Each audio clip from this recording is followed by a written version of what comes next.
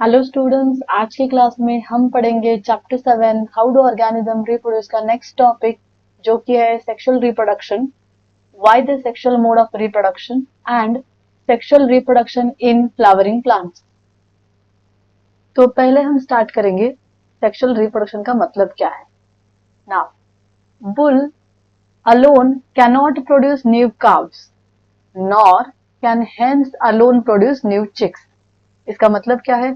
Bulls जो है वो अकेले न्यू जनरेशन को बर्थ नहीं दे सकते, न्यू इंडिविजुअल्स को बर्थ नहीं दे सकते।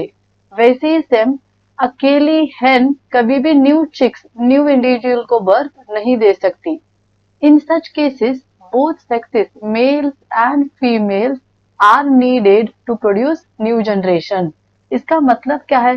बुल्स अकेले न्यू जनरेशन नहीं दे सकते, हेन अकेली न्यू जनरेशन नहीं दे सकती। इसका मतलब दोनों male and female has to contribute to produce new generation. दोनों का भी उतना ही इम्पोर्टेंस है न्यू जनरेशन तैयार करने के लिए। Therefore, sexual reproduction, it is the reproduction in which two individuals are involved to produce new individual। इसका मतलब क्या है?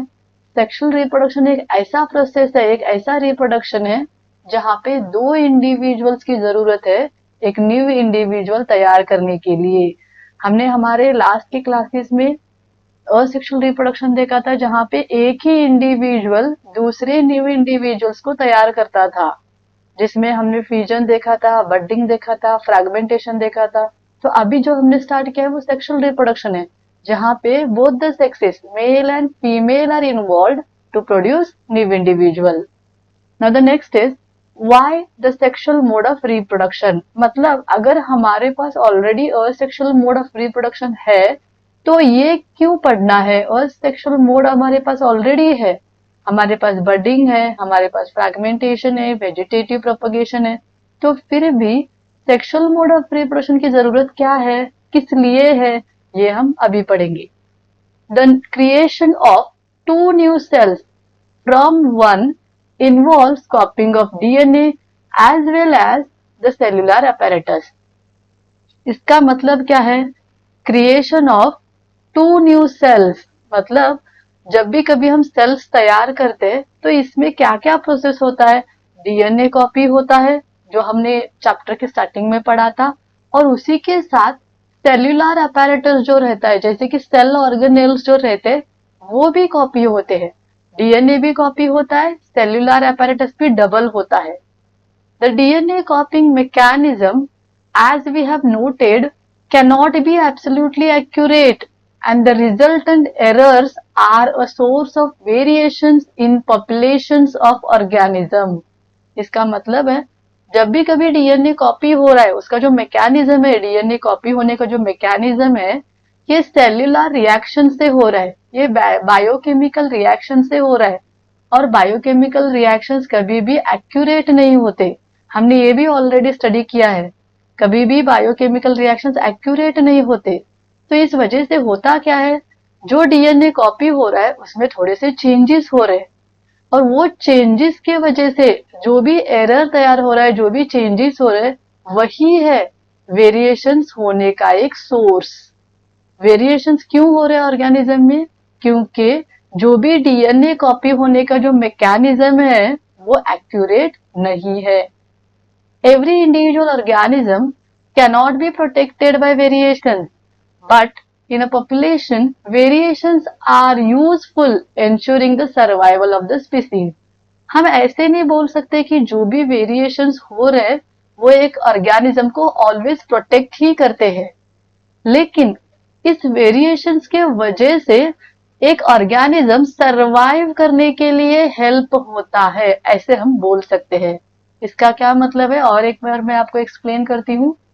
जो भी वेरिएशंस हो रहे उस वेरिएशन से हमारा ऑर्गेनिज्म प्रोटेक्ट होता है ऐसे नहीं है, लेकिन हमारी जो भी स्पीसीज है वो सरवाइव करने के लिए ये वेरिएशंस जरूर हेल्प करते हैं। अभी आगे देखेंगे। If the DNA copying mechanism were to be less accurate, many of the resultant DNA copies would not be able to work with the cellular apparatus and would die. इसका मतलब क्या है, जो भी डीएनए कॉपी हो रहा है, जो मैकेनिज्म है डीएनए कॉपी का, वो अगर लेस एक्यूरेट होता, एक्चुअली जब डीएनए कॉपी होता है थोड़े से चेंजेस होते हैं, बाकी डीएनए से भी सेम ही होता है, लेकिन अगर बहुत सारे चेंजेस इस डीएनए में हो जाते और जो एक्यूरेसी है वो बहुत अगर कम होती, अगर ये लेस एक्यूरेट होता, तो क्या होता, जो भी डीएनए नया तैयार हो रहा है, जो कॉपीज नए तैयार हो रहे, वो अपने सेलुलर अपैरेटस के साथ एडजस्ट हो ही नहीं सकते, वो उनके साथ काम करने के लिए एबल ही नहीं रह सकते फिर, एंड एक दिन क्या हो जाएगा, वो सेल मर जाएगा। सी और एक बार मैं इसको एक्सप्लेन कर रही हूँ आपको।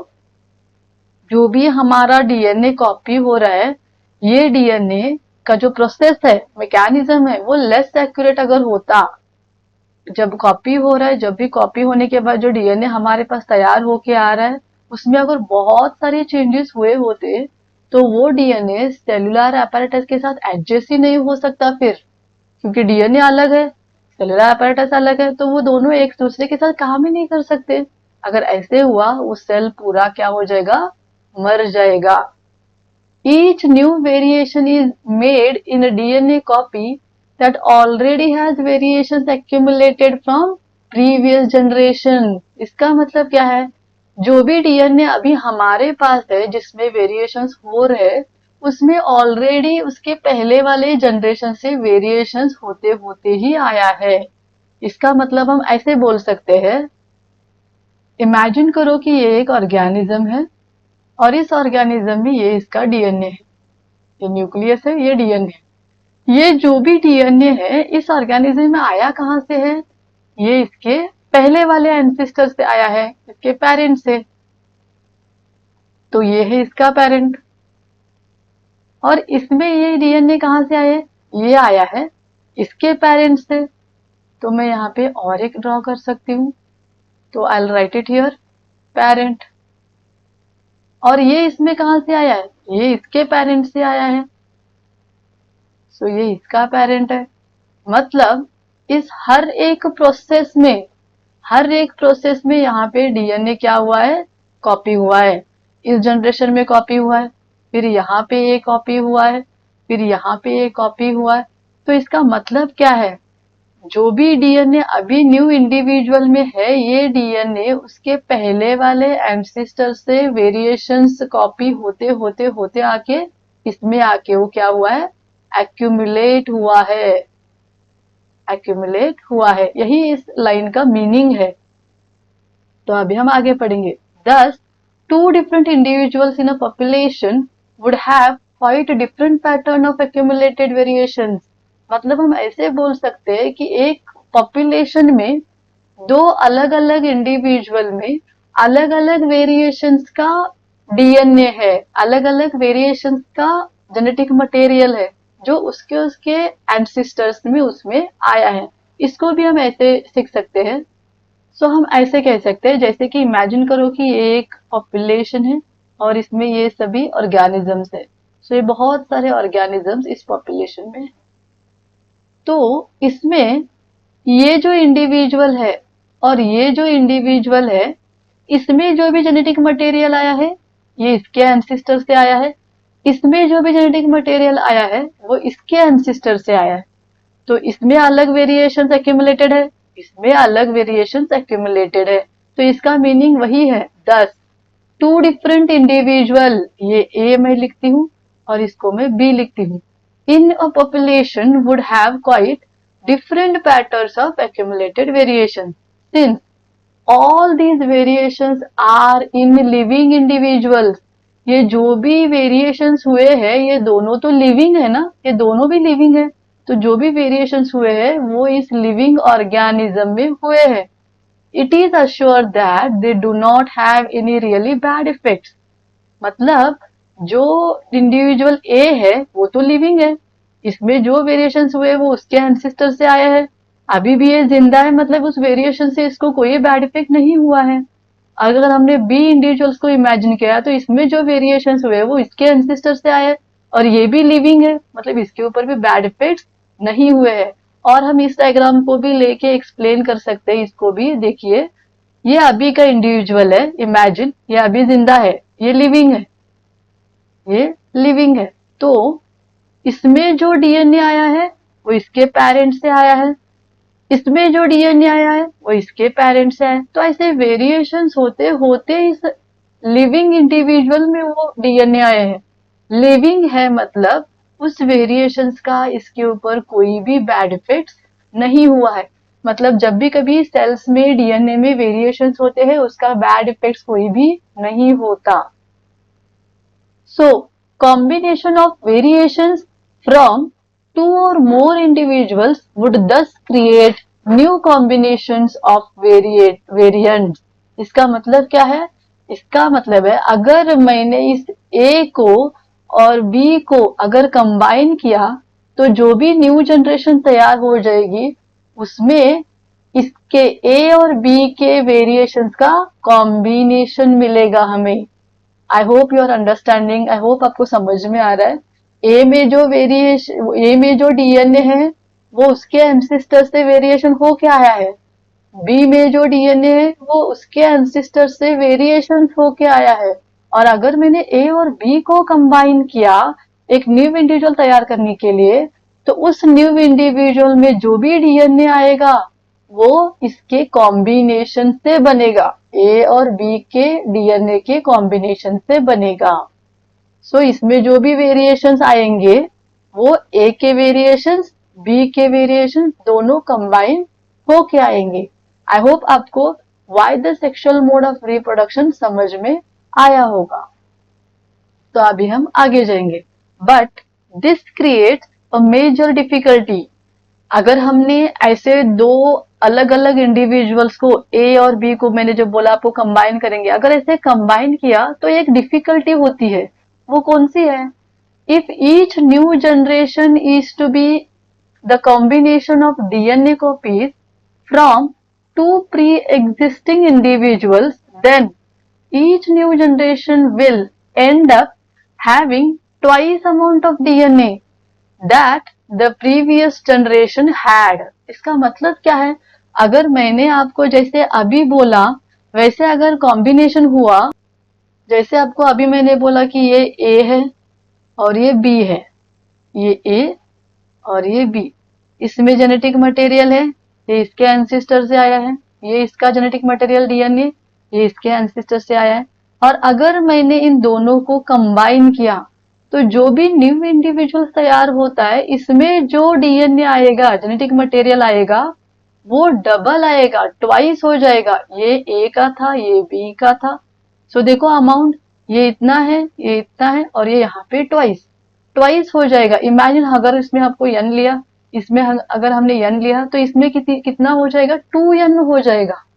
सो जो न्यू इंडिविजुअल तैयार हो रहा है उसमें हमारा डीएनए जो है, जो जेनेटिक मटेरियल है, वो उसके पहले वाले जनरेशन से, प्रीवियस जनरेशन से ट्वाइस हो जाएगा, डबल हो जाएगा। और इससे डिफिकल्टी क्या होती है?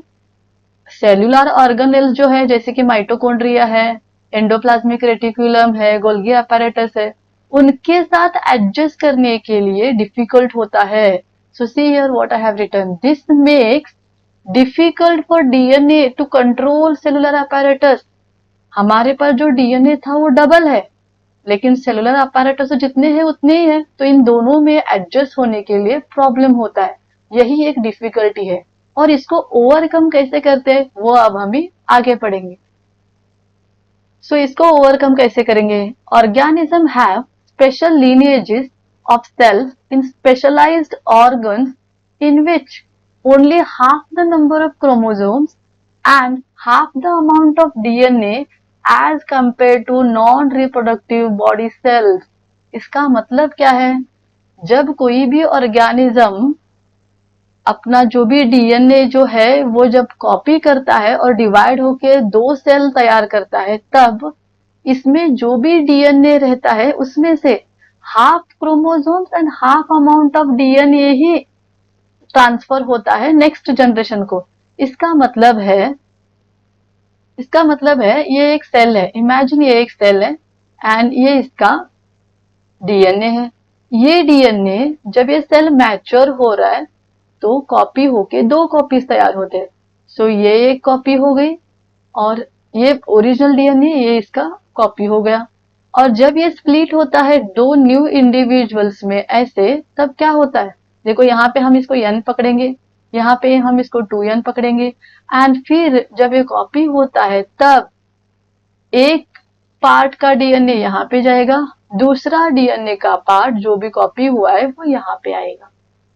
तो देखो हमारे जो पेरेंट का एन था डीएनए उतना ही हमारे न्यू इंडिविजुअल में आया है। An it is not double, ये डबल नहीं है। और ये जो मेथड है ये हमारे एंसेस्टर से ही आया है। और ये नॉन रिप्रोडक्टिव बॉडी सेल में जैसे होता है वैसे नहीं होता। नॉन रिप्रोडक्टिव बॉडी सेल मतलब जो भी बाकी सेल्स हमारे बॉडी में है वो जो है उनमें जितना डीएनए है उतना ही आता है। लेकिन जो रिप्रोडक्टिव सेल्स है, जो ऐसे सेल्स है जो मेल एंड फीमेल गैमेट को तैयार करते, उनमें ये ऐसा डिवीजन होता है। पहले क्या होता है, जो भी डीएनए है वो कॉपी होता है और कॉपी होने के बाद, डबल होने के बाद जब वो स्प्लिट होता है तो हर एक सेल्स में, न्यू सेल्स में वो करेक्टली जितना पेरेंट्स में था उतना ही ट्रांसफर किया जाता है। और ये जो प्रोसेस है सेल डिवीजन का उसको बोलते हैं मियोसिस। इसको हम हायर स्टैंडर्ड्स में और थोड़ा डिटेल में स्टडी करेंगे what is meiosis. But this creates a major difficulty if each generation is to be combination of the DNA copies from 2 pre-existing individuals, then each new generation will end up having twice the amount of DNA that the previous generation had. This makes difficult for DNA to control cellular apparatus. इसका मतलब क्या है, एक difficulty जो तैयार होती है जब भी कभी 2 इंडिविजुअल्स कंबाइन होते हैं और न्यू जनरेशन तैयार होता है, तब एक डिफिकल्टी जो तैयार होती है वो क्या है, अगर एक इंडिविजुअल में एक अमाउंट ऑफ डीएनए है, दूसरे में अगर एक अमाउंट ऑफ डीएनए है, तो वो दोनों कंबाइन हो जाएगा और जो भी न्यू जनरेशन तैयार होती है उसमें डीएनए ट्वाइस हो जाएगा, डबल हो जाएगा। पेरेंट्स में डीएनए सिंगल है लेकिन न्यू जनरेशन में डीएनए ट्वाइस हो जाएगा। और इसके वजह से वो twice DNA, double amount of DNA cellular apparatus को कंट्रोल नहीं कर सकता।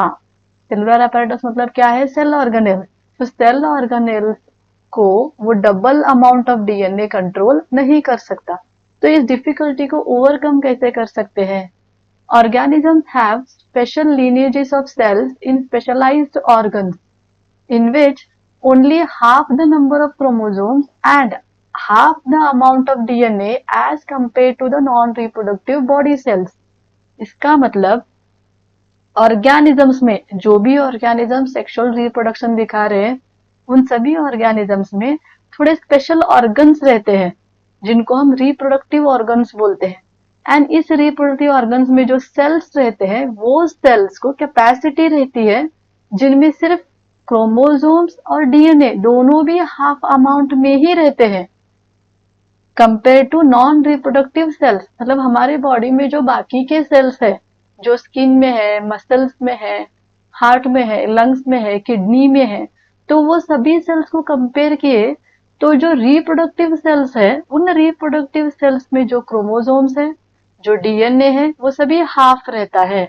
और ये कैसे होता है? This is achieved by the process called cell division. And वो सेल डिवीजन कौन सा है? वो मियोसिस है।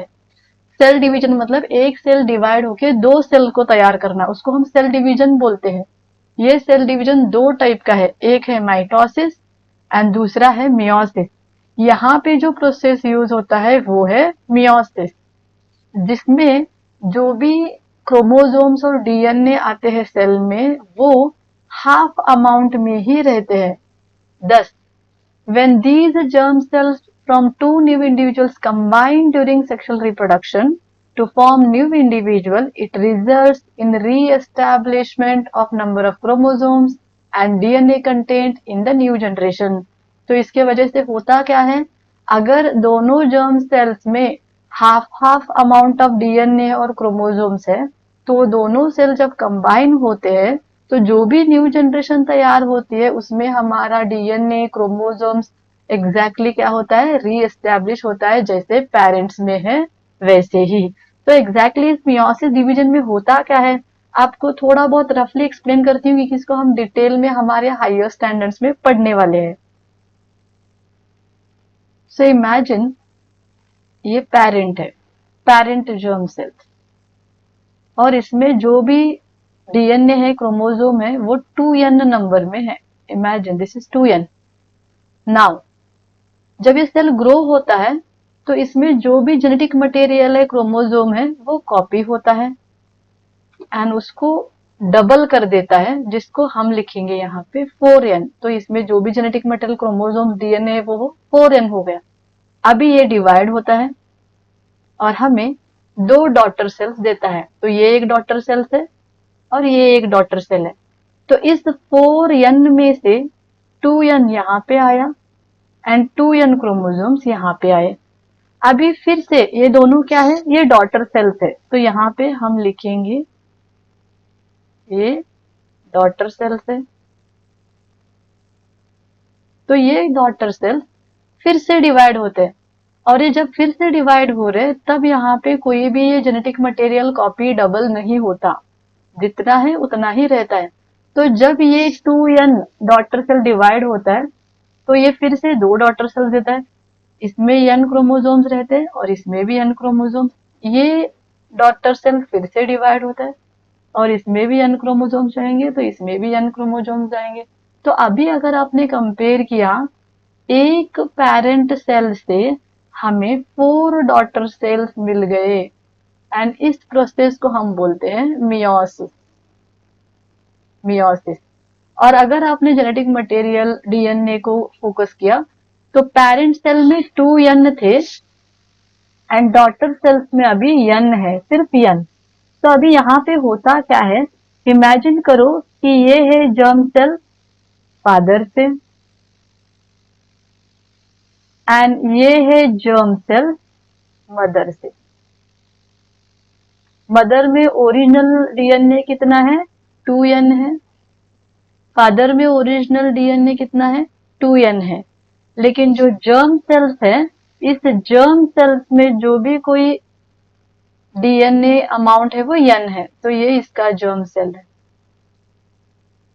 जब ये दोनों जर्म सेल्स कंबाइन होते हैं न्यू जनरेशन के लिए, what we will get, so this is the new cell which we have got. In this new cell both the DNA chromosomes combine and we will get 2n। तो इसमें हमें 2n amount मिलता है। तो अभी आप यहाँ पे कंपेयर कर सकते हो, पेरेंट्स में भी 2n था, देखो आप यहाँ पे, एंड न्यू जनरेशन में भी 2n है। तो एग्जैक्टली वो री एस्टैब्लिश होता है जो हमने यहाँ पे पढ़ा था। When these two cells from 2 individuals combine during sexual reproduction to form a new individual, it results in the re-establishment of number of chromosomes and DNA content in a new generation। तो यहाँ पे जो भी ये new generation तैयार हुई है, इस न्यू जनरेशन में जो भी डीएनए का अमाउंट है, जो भी क्रोमोसोम का अमाउंट है, उतना ही है जितना पेरेंट्स में था, that is 2n। I hope आपको ये प्रोसेस समझ में आया है। तो इसी को हम बोलते हैं मियोसिस। ये जो मियोसिस है ये कहाँ होता है, सिर्फ रिप्रोडक्टिव सेल्स में ही होता है, और बाकी सभी सेल्स में जो प्रोसेस होता है उसको हम बोलते हैं माइटोसिस। माइटोसिस में क्या होता है, जितना क्रोमोसोम पेरेंट सेल में है उतना ही क्रोमोसोम्स डॉटर सेल्स में रहता है। आपको अगर मुझे बोलना है तो मैं ऐसे बोल सकती हूँ, उसे पेरेंट से फर्स्ट स्टेप जो हमें 2n डॉटर सेल्स में, ये जो प्रोसेस है इतना ही प्रोसेस होता है माइटोसिस में, और ये जो आगे की प्रोसेस है वो प्रोसेस यहाँ पे कंटिन्यू होती है मियोसिस प्रोसेस में। आई होप आपको समझ में आया है। अभी हम आगे जाएंगे। If the zygote is to grow and develop into an organism which has a slightly specialized tissue and organs, then it has to have sufficient store of energy for doing this। What is the meaning of this? इसका मतलब क्या है? इसका मतलब है अगर ये father से जर्म सेल आया है और अगर ये मदर से जर्म सेल आया है तो मैं यहाँ पे फिर से लिखती हूँ फादर एंड मदर। तो ये जब जर्म सेल्स आते हैं ड्यूरिंग सेक्सुअल रिप्रोडक्शन, जब ये कंबाइन होते हैं और हमें एक सेल मिलता है जिसमें 2 n क्रोमोसोम्स रहते हैं और इसको बोलते हैं जाइगोट। जाइगोट ये एक सेल है जिसमें सिंगल न्यूक्लियस है जो तैयार हुए हैं mother and father germ cell combine होने के वजह से। तो ये जाइगोट है। यही जाइगोट आगे ग्रो होता है, डेवलप होता है एंड कन्वर्ट होता है एक न्यू इंडिविजुअल में, एक न्यू जनरेशन में कन्वर्ट होता है। तो अगर ये प्रोसेस होना है तो जब ये डेवलप हो रहा है तब इसमें टिश्यूज तैयार होने हैं, ऑर्गन्स तैयार होना है, ऑर्गन सिस्टम तैयार होना है। जितना ऑर्गेनिज्म कॉम्प्लेक्स है उतना उसका प्रोसेस कॉम्प्लेक्स रहता है। तो वो सभी प्रोसेस होने के लिए उसको एनर्जी तो चाहिए एंड वो एनर्जी सभी मिलती कहाँ से है? सो वही अभी यहाँ पे देखना है। As the body design becomes more complex the germ cells also specialise. जैसे बॉडी डिजाइन कॉम्प्लेक्स होता है, जैसे ऑर्गेनिजम्स कॉम्प्लेक्स होते हैं, वैसे उनके जो जर्म सेल्स है, male germ cell and female germ cells जो है वो भी स्पेशलाइज होते हैं। One germ cell is large and contains the food store while the other is smaller and likely to be motile। एक जर्म सेल लार्ज रहता है और उसमें फूड स्टोर रहता है एंड एक जर्म सेल स्मॉल रहता है और जो मोटाइल रहता है। मोटाइल मतलब जो मूवमेंट दिखाता है। तो यहाँ पे conventionally the motile germ cell is called the male gamete and the germ cell containing stored food is called female gamete. मतलब जो फूड स्टोर करेगा वो फीमेल गैमेट है। तो ये फीमेल गैमेट है जिसमें फूड स्टोर रहता है और ये मेल गैमेट है जो मोटाइल रहता है, जो मूव होता है। और ये जब दोनों कंबाइन होते हैं तो जाइगोट तैयार होता है और जो भी फूड स्टोर रहता है फीमेल गैमेट में वही फूड स्टोर यूज करके, उसी एनर्जी को यूज करके ये जाइगोट डेवलप होता है एंड तैयार होता है ये न्यू इंडिविजुअल। तो ये था about sexual reproduction and why the sexual mode of reproduction is necessary. अभी हम देखेंगे sexual reproduction in flowering plants. The reproductive parts of angiosperms are located in flower. Angiosperms मतलब क्या है? एक ऐसे प्लांट्स है जो फ्लावर को बियर करते हैं, सो इनको बोलते हैं एंजियोस्पर्म्स। सो जो एंजियोस्पर्म्स है वो प्लांट्स जिसमें फ्लावर्स तैयार होते हैं उन प्लांट्स में रिप्रोडक्टिव पार्ट्स फ्लावर में ही प्रेजेंट रहते हैं। We know the different parts of flowers. हमें पता है फ्लावर्स के कौन से पार्ट्स रहते हैं। Sepals, petals, stamens and pistil. Sepals रहते हैं, पेटल्स रहते हैं, स्टैमेन रहता है और पिस्टिल रहता है। तो सेपल्स का मतलब क्या है? यहाँ पे आप डायग्राम में देख सकते हैं, ये सेपल है। जो ग्रीन कलर के रहते हैं वो सेपल। हर एक फ्लावर को नीचे थोड़े ग्रीन कलर के लीव्स की तरह स्ट्रक्चर रहता है जिसको सेपल्स बोलते हैं और उसके ऊपर जो पार्ट रहते हैं जो कलर्ड रहते हैं उनको हम पेटल्स बोलते हैं। जो भी कलर्ड रहते हैं वो पेटल्स एंड जो ग्रीन कलर के रहते हैं वो सेपल्स। एक एक फ्लावर्स में सेपल्स भी कलर्ड रहते हैं बट हम स्पेशली अभी यहाँ पे हिबिस्कस फ्लावर को लेके स्टडी करने वाले। तो हिबिस्कस फ्लावर में सेपल्स कभी भी ग्रीन कलर ही रहते हैं एंड पेटल्स जो रहते हैं वो स्पेशली कलर्ड रहते हैं। अलग अलग कलर का आपको दिखेंगे, रेड दिखते हैं, पिंक दिखते हैं, व्हाइट रहते हैं, ऑरेंज रहते हैं, येलो रहते हैं। तो अलग अलग कलर्स के आपको पेटल्स दिखेंगे। नेक्स्ट आएगा स्टैमेन। स्टैमेन मतलब क्या है? स्टैमेन मतलब ये मेल रिप्रोडक्टिव पार्ट है एंड पिस्टिल मतलब ये फीमेल रिप्रोडक्टिव पार्ट है। तो इसी को डिटेल में स्टडी करेंगे। Stamen and pistil are the reproductive parts of a flower which contains the germ cells। मतलब ये स्टैमेन और पिस्टिल ही है जिसमें रिप्रोडक्टिव पार्ट्स आपको दिखते हैं। यही है मेन जहाँ पे जर्म सेल्स दिखते हैं एंड बाकी जो पेटल्स है एंड सेपल है ये रिप्रोडक्टिव पार्ट्स नहीं है, इनको हम नॉन रिप्रोडक्टिव पार्ट्स बोलते हैं। The flower may be unisexual, जैसे कि पपाया है, वाटरमेलन है, when it contains either stamens or pistil, तो इसका मतलब क्या है, हम फ्लावर्स को दो में डिवाइड करते हैं, एक है यूनिसेक्सुअल और दूसरा है bisexual.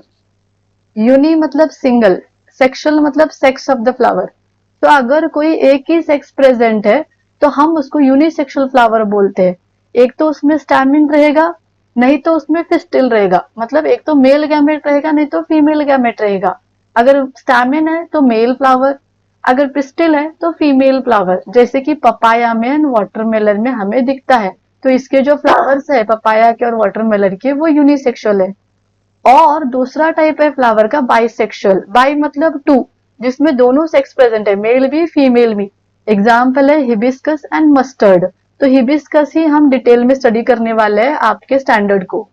when it contains both stamen and pistil, so hibiscus and mustard ये जो फ्लावर्स है, जो बाइसेक्सुअल फ्लावर्स है, इसमें stamen भी मिलेगा एंड pistil भी रहेगा। Stamen is the male reproductive part and it produce pollen grains that are yellowish in color. Stamen जो है ये male reproductive part है जिसमें हमें दिखेंगे पोलन ग्रेन्स। पोलन ग्रेन ही मेन है जो मेल रिप्रोडक्टिव जर्म सेल है, जो हमें इस एंथर में मिलेगा। तो आपको दिख रहा है यहाँ पे मैंने एंथर लिखा है। सो एंथर ये एक स्टैक लाइक स्ट्रक्चर है ऐसे, जिसको अगर आपने ओपन किया तो उसमें आपको छोटे छोटे छोटे सेल्स मिलते हैं जिनको हम बोलते हैं पोलन ग्रेन्स, जो येलोइश कलर में दिखेंगे आपको, स्पेशली हिबिस्कस फ्लावर में, क्योंकि अभी हम हिबिस्कस फ्लावर को ही स्टडी कर रहे हैं। तो जो भी मैं यहाँ पे एक्सप्लेन कर रही हूँ वो सभी हिबिस्कस फ्लावर का ही है। Pistil is present in the center of a flower and it is a female reproductive part. Pistil जो है मतलब जो फीमेल reproductive part है वो सेंटर में है। तो आप देख सकते हैं यहाँ पे ये जो सेंटर का पार्ट है ये पिस्टिल है। तो पिस्टिल यहाँ पे हमने डिवाइड किया है तीन अलग अलग पार्ट्स में, जो कि है ओवरी, जो एकदम बॉटम का पार्ट है ये राउंड वाला। फिर आता है स्टाइल, ये यहाँ पे जो पाइप जैसे आपको दिख रहे हैं वो स्टाइल है। एंड स्टिग्मा मतलब ये अपर पार्ट है यहाँ पे। वैसे ही हमने यहाँ पे स्टैमिन को भी अलग अलग पार्ट्स में डिवाइड किया था, जैसे कि एक है फिलामेंट और दूसरा है एंथर। एंथर मतलब ये bag like structure and filament मतलब ये जिसके ऊपर ये एंथर यहाँ पे अटैच है, ये फिलामेंट लाइक स्ट्रक्चर मतलब ये स्टैमिन है यहाँ पे। So pistil female reproductive part centre में है एंड मेल रिप्रोडक्टिव पार्ट यहाँ पे साइड में है। तो आगे पढ़ेंगे। It is made up of three parts, जो मैं अभी आपको एक्सप्लेन कर रही हूँ। The Solan bottom part is called ovary, जो यहाँ पे सेंटर में है नीचे। Middle elongated part is the style, middle मतलब ये पाइप जैसी है वो स्टाइल है। And the terminal part which may be sticky in the is the stigma. Terminal मतलब जो एंड का पार्ट है जो थोड़ा स्टिकी रहता है, जिसको हम बोलते हैं स्टिग्मा। स्टिकी क्यों रहता है? क्योंकि इसी के ऊपर आके पोलन ग्रेन्स चिपक जाते हैं फर्टिलाइजेशन प्रोसेस के लिए।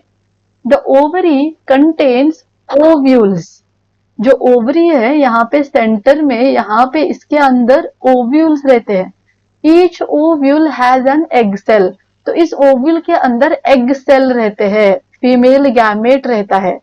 The male germ cell produced by pollen grains fuses with the female gamete present in the ovule। तो यहाँ पे होता क्या है, ये अगर पोलन ग्रेन है तो इसके अंदर रहता है, ये है हमारा मेल गैमेट। तो ये पोलन ग्रेन है, पोलन ग्रेन, एंड ये इसके अंदर जो है ये है male gamete. Actually pollen grain को ही मेल गैमेट भी बोलते हैं। तो ये मेल गैमेट है, ये पोलन ग्रेन है। वैसे ही सेम ओवरी के अंदर यहाँ पे ओव्यूल्स रहते हैं एंड उस ओव्यूल्स के अंदर रहता है फीमेल गैमेट, ये फीमेल गैमेट। तो ये फीमेल गैमेट है। जब female gamete and male gamete fuse होते हैं मतलब कंबाइन होते हैं, तब यहाँ पे इस प्रोसेस को हम बोलते हैं फर्टिलाइजेशन। एंड जो तैयार होता है सिंगल सेल उसको हम बोलते हैं जाइगोट। ये जाइगोट है, ये सिंगल सेल है विथ सिंगल न्यूक्लियस। इसका न्यूक्लियस इसका न्यूक्लियस, मेल गैमेट का न्यूक्लियस फीमेल गैमेट का न्यूक्लियस कंबाइन होता है एंड हमें मिलता है सिंगल न्यूक्लियस का एक सेल जिसको हम बोलते हैं जाइगोट। और यही जाइगोट आगे डेवलप होके सीड में कन्वर्ट होता है और जब उस सीड को हम फिर से ग्रो करते हैं तो हमें उससे मिलता है एक नया प्लांट। तो ये था sexual reproduction in flowering plants. हमने यहाँ पे इस प्लांट्स के जो भी मेल रिप्रोडक्टिव पार्ट्स है एंड फीमेल रिप्रोडक्टिव पार्ट है वो यहाँ पे हमने स्टडी किया। इसके आगे अभी हम स्टडी करेंगे कि वो रिप्रोडक्शन होता कैसे, मतलब पोलन ग्रेन्स स्टिग्मा के ऊपर आके यहाँ पे कॉम्बिनेशन होता कैसे, वो हम अभी आगे पढ़ेंगे। तो अभी हम देखेंगे pollination. What is pollination? Thus the pollen need to be transfer from the stamen to the stigma is called pollination. जो भी कोई पोलन ग्रेन है वो कहाँ पे है? वो अभी है एंथर में। वो पोलन ग्रेन एंथर में से स्टिग्मा में ट्रांसफर होना है, तभी वो पोलन ग्रेन ओवरी से जाके फ्यूज हो जाएगा। तो इस प्रोसेस को transfer of pollen grain from anther to stigma is called as pollination. If the transfer of pollen grain occurs in the same flower, it is referred as self-pollination. On the other hand, if the pollen is transferred from one flower to another, it is known as cross-pollination. तो यहाँ पे जो ये pollination है इसको हमने दो type में डिवाइड किया है। तो वो दो कौन से हैं? एक है सेल्फ पॉलिनेशन एंड दूसरा है क्रॉस पॉलिनेशन। नाउ हमें पता है दो टाइप के फ्लावर्स है, एक है यूनिसेक्सुअल एंड एक है बाइसेक्सुअल। तो हम जो यहाँ पे देख रहे हैं ये बाइसेक्सुअल फ्लावर है क्योंकि इसमें दोनों है, एक ही फ्लावर में स्टिग्मा भी है एंथर भी है।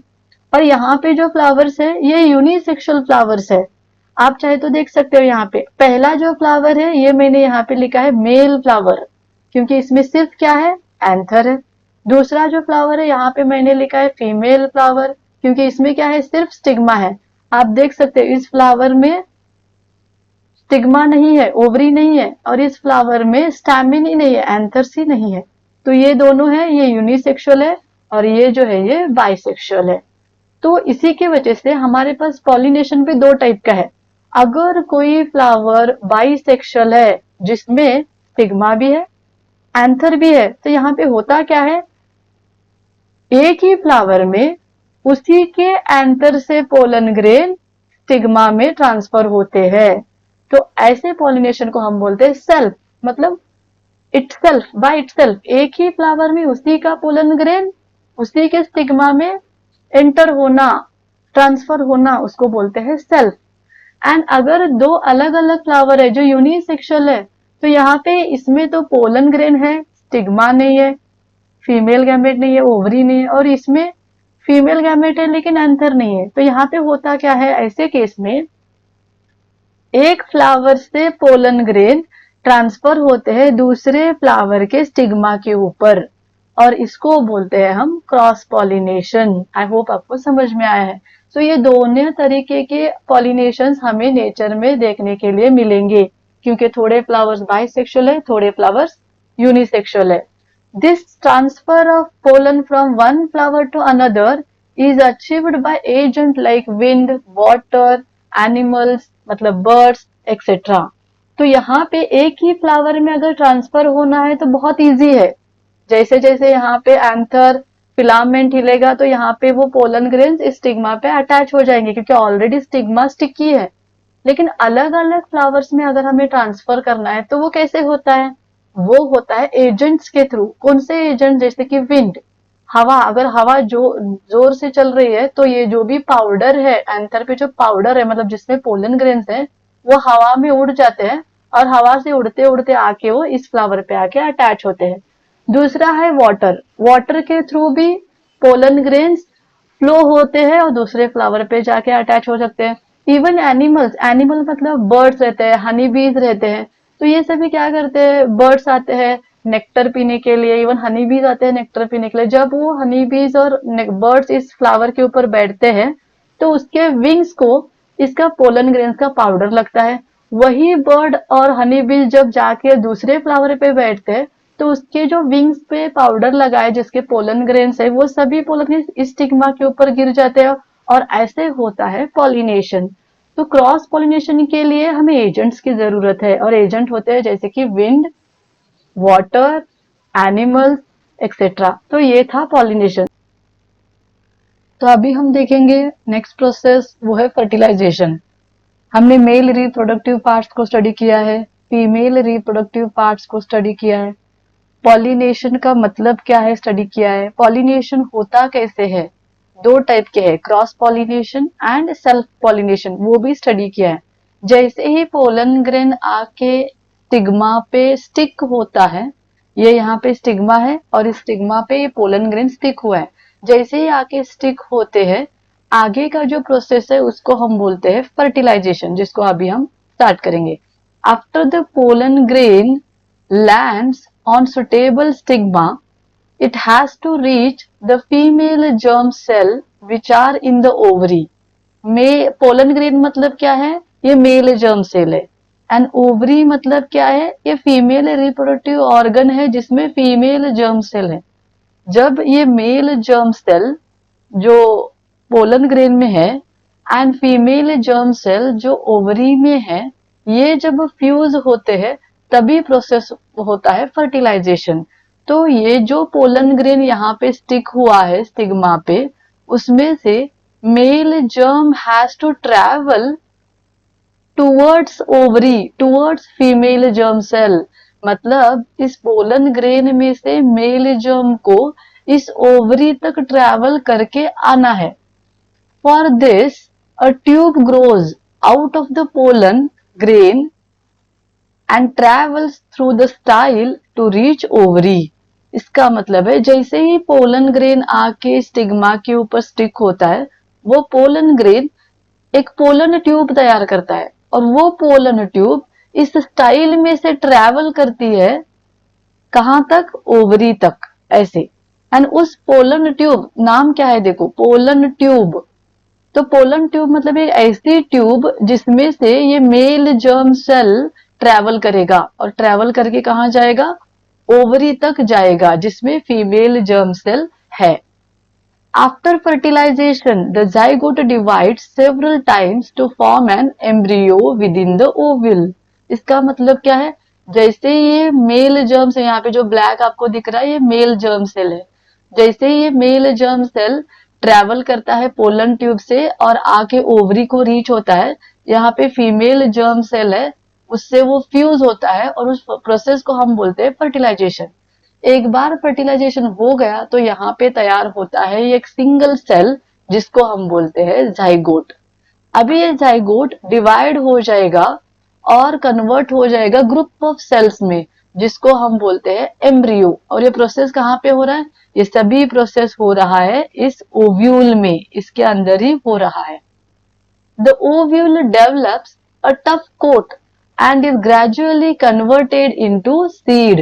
अभी ये जो आपको दिख रहा है ओव्यूल जो दिख रहा है ओवरी के अंदर, वो उसको एक टफ कोट तैयार होता है, कोटिंग तैयार होती है जो बहुत टफ होती है और ये पूरा का पूरा जो ओव्यूल है वो सीड में कन्वर्ट होता है।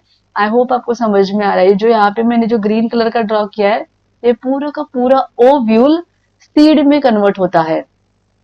The ovary grows rapidly and ripens to form a fruit. तो ये जो बाकी का जो पोर्शन आपको दिख रहा है ये यहाँ का और ये यहाँ का जो, वो सभी पोर्शन को हम क्या बोलते हैं, ओवरी। तो वो ओवरी कन्वर्ट होती है फ्रूट में और फिर वो राइप होती है। So I hope you are understanding. जो ग्रीन पार्ट है वो ओव्यूल है, वो ओव्यूल एक टफ कोट तैयार करता है जाइगोट एम्ब्रियो के साइड में एंड वो कन्वर्ट होता है सीड में। एंड जो ओवरी का जो पोर्शन आपको दिख रहा है साइड का, ये पूरा ओवरी का पोर्शन कन्वर्ट होता है फ्रूट में और वो राइप होता है। Meanwhile the petals, sepals, stamen, style and stigma may shrivel and fall of.